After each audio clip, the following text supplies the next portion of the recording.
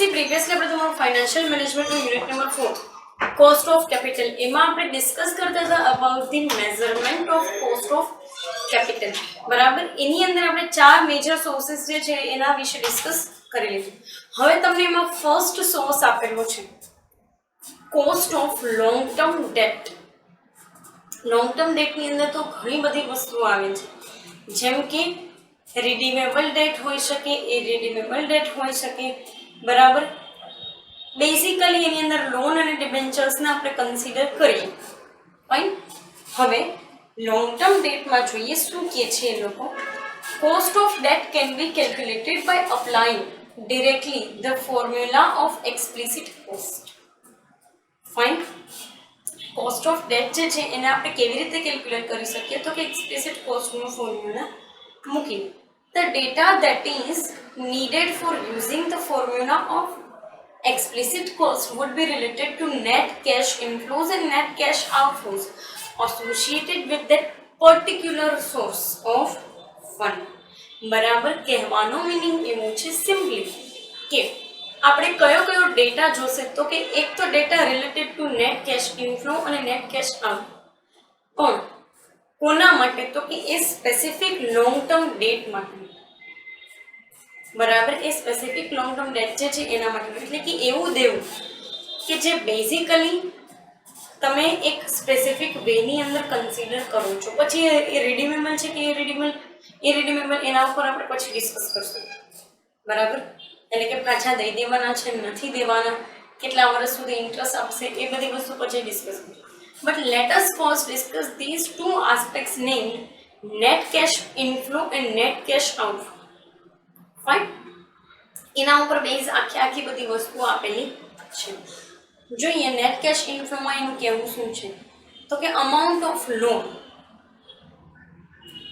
Issue price of debentures, બરાબર. એટલે ઉપર જે છે એટલે અંશની અંદર તમારે લખવાની છે અમાઉન્ટ ઓફ લોન, એના છેદમાં issue of price of debentures minus discount on issue plus premium on issue minus floating cost, બરાબર. આ બધી વસ્તુ સમજાવું છું.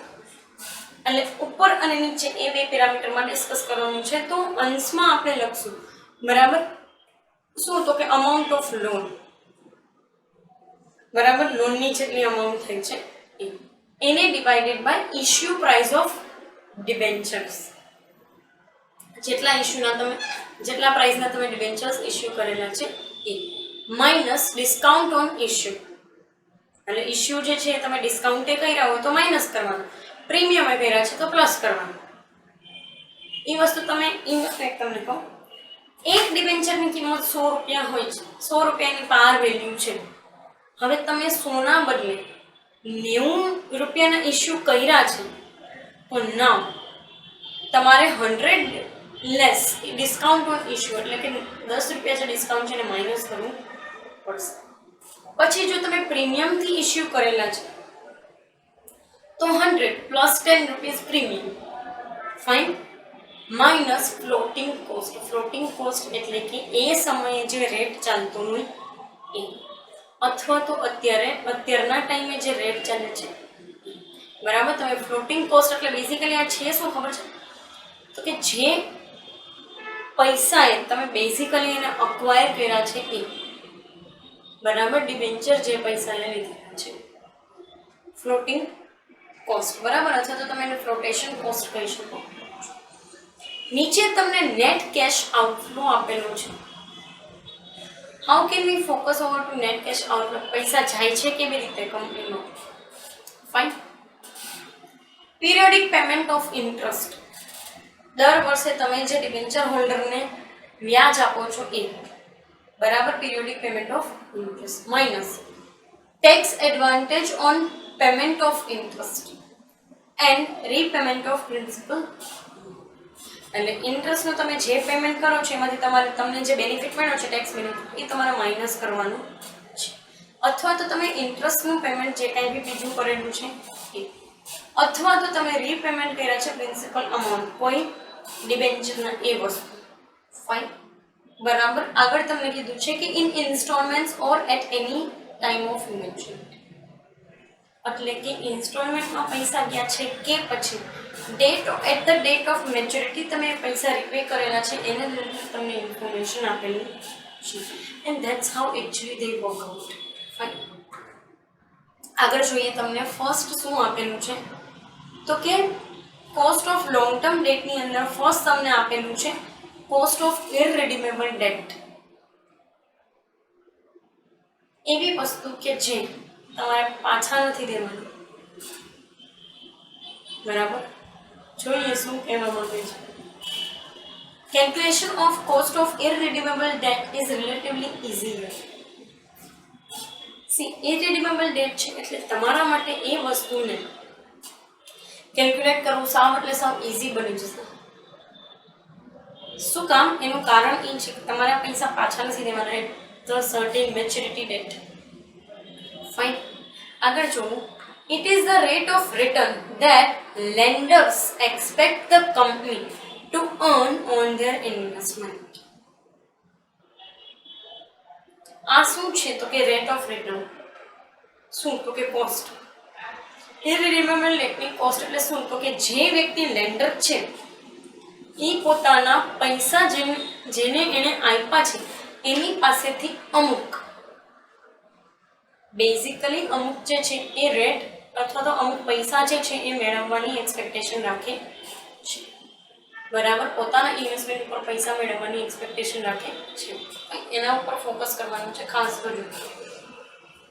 Four calculation purpose market yield on debt or coupon rate of interest can be taken as approximate cost of debt because this much minimum return lenders expect from the firm. This coupon rate of interest is before tax cost of debt. બહુ એટલે બહુ important point છે, સમજવાની try કરો. શું કહે છે કે આ કેલ્ક્યુલેશનમાં આપણે લેશું શું તો કે માર્કેટ yield on debt એટલે કે ડિબેન્ચર્સ કે જે તમે વેચ્યા છે અત્યારે જે ટ્રેડ થાય છે ડિબેન્ચર્સ માર્કેટની અંદર એનું માર્કેટ yield કેટલું છે એટલે કે 100 રૂપિયાના ભાવે આપણે ઇસ્યુ કર્યા હતા તો અત્યારે કયા ભાવે વેચાય છે. બરાબર. અથવા તો કૂપન રેટ ઓફ ઇન્ટરેસ્ટ એટલે શું તો કે તમને ખબર જ છે કે ડિબેન્ચર ઉપર એક કૂપન આપવામાં આવે ઇન્ટરેસ્ટ રેટ. એ કૂપન જે છે તમે આપો એટલે તમને ઇન્ટરેસ્ટ જે છે એનું પેમેન્ટ કરવામાં આવે છે. આ વસ્તુ આપણે જાણીએ છીએ.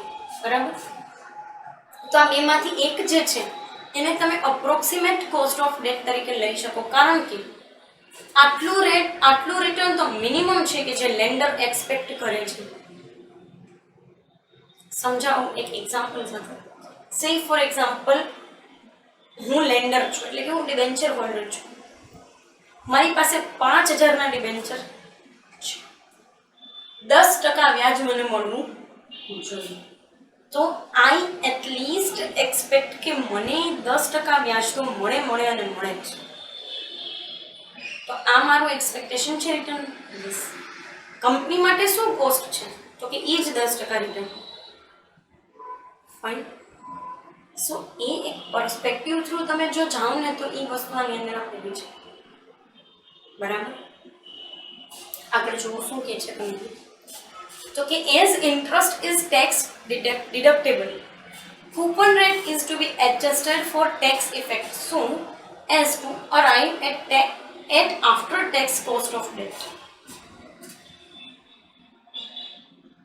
એક વસ્તુ તમે સમજો કે અહીંયા તમને કીધું છે કે this coupon rate of interest is before tax cost of debt એટલે કે ટેક્સ તમે જે કંઈ પણ ટેક્સ પે કરવાના છો સરકારને એની પહેલાની આ કોસ્ટ ઓફ ડેટ છે કૂપન રેટ. હવે ઇન્ટરેસ્ટ તો ટેક્સ ડિડક્ટેબલ હોય એટલે શું છે તો કે ડિબેન્ચર હોલ્ડર્સને તમે જેટલા રૂપિયા પે કરો છો ઇટ ઇઝ બેઝિકલી ટેક્સ ડિડક્ટેબલ. એટલે કે તમે સિમ્પલી જે છે એ ટેક્સમાંથી એ વસ્તુ ડિડક્ટ થઈ શકે છે. ટેક્સમાંથી તમને એટલા પૈસા બાદ મળે એટલે કે આ તમારા એક્સપેન્સમાં ગણાઈ જશે. Coupon rate is to be adjusted for tax effect. Coupon રેટને તમે ટેક્સ ઇફેક્ટ સાથે એડજસ્ટ કરી શકશો તો કે હા. અને પછી તમને જે મળશે એ after tax cost of debt હશે. બરાબર. એટલે કે after tax cost of debt તમને મળશે. Cash inflows are to be adjusted. Cash inflow તમારે એડજસ્ટેડ કરવા પડે જો ડિબેન્ચર ઓર બોન્ડ ડિસ્કાઉન્ટે અથવા તો પ્રીમિયમે જે છે ઇસ્યુ કરેલા હોય તો જ તમને નેટ કેશ ઇનફ્લો મળશે. એટલે કે આવું બધું કર્યા પહેલા તમારે નેટ કેશ ઇનફ્લો જે છે એને એડજસ્ટ કરવું પડે with the debentures or bonds. The reason is just that કે જો તમે ડિસ્કાઉન્ટે ઇસ્યુ કરેલા છે તો અને જો તમે પ્રીમિયમે કરેલા છે તો, કારણ કે એમાં તમારે પાર વેલ્યુ બતાડવાની હોય છે હકીકત. ફાઇન. સો એ એક પર્સપેક્ટિવ તમને આની અંદર આપ્યો છે. આગળ તમને ફોર્મ્યુલા આપેલું છે, જોઈએ શું ફોર્મ્યુલાની અંદર કે છે. KI is basically stands for before tax cost of debt. એટલે કે હજી આપણે ટેક્સ જે છે એ પે કર્યું નથી બરાબર. તો is equal to 1 divided by SV એટલે કે sales value or sales proceed. અને એની નીચે એક ફોર્મ્યુલા આપેલું છે એ છે KD. KD is equal to 1 divided by sales value into bracket 1 minus T. 1 minus T એટલે T stands for the tax rate બરાબર. SV stands for the sales value. એટલે આ બે આટલું પોર્શન છેદમાં આવશે, અંશમાં ખાલી એક જ આવશે એટલે કે 1 divided by SV into 1 minus T. આવું ફોર્મ્યુલા બનશે. કેડી એટલે કે after tax cost of debt. Fine. અને આઈ એટલે કે interest payment by the firm to the sources of fund બરાબર. એટલે કે આ આઈ જે છે બરાબર હકીકતે અહીંયા બી આપેલું છે તમને. તો એ તમારા સોર્સ ઓફ ફંડ માટે તમે જેટલું બી ઇન્ટરેસ્ટનું પેમેન્ટ કરેલું હશે એ એની અંદર તમને આપેલું છે. ફાઇન. સેલ્સ વેલ્યુ એટલે કે આ બેઝિકલી 1 જે છે એ તમારું આઈ બનશે બરાબર. ત્યાં તમારે ઇન્ટરેસ્ટ રેટ લખવાનું છે. તો આઈ માઇનસ ઇન્ટરેસ્ટમાંથી તમે ટેક્સ ડિડક્ટેબલ જે કંઈ છે એ માઇનસ કરી નાખો છો. ફાઇન. અને એસવી એટલે કે sales value or sales proceed. આ સેલ્સ વેલ્યુ હકીકતે આની છે ડિબેન્ચર્સની. ફાઇન. કેટલા રૂપિયાના ડિબેન્ચર તમે બેઝિકલી મૂકેલા છે. ફાઇન. સો પર્ટિક્યુલર આ સેશનની અંદર આપણે કોસ્ટ ઓફ ડેટ જે છે એના વિશે ડિસ્કસ કર્યું અને સાથે સાથે ઇરરિડીમેબલ કોસ્ટ ઓફ ડેટ જે છે એ કેવી રીતે ફાઇન્ડ આઉટ કરવું, ઇરરિડીમેબલ ડેટ જે છે એની કોસ્ટ એની રિલેટેડ પણ આપણે ઇન્ફોર્મેશન લીધી. કમિંગ સેશનની અંદર આપણે કોસ્ટ ઓફ રિડીમેબલ ડેટ અને પ્રેફરન્સીસ જે છે એના માટે ડિસ્કસ કરશું. Then we will move to redeemable or irredeemable preference shares. Particular આ સેશન માટે અહીંયા સુધી રાખીએ. Thank you so much.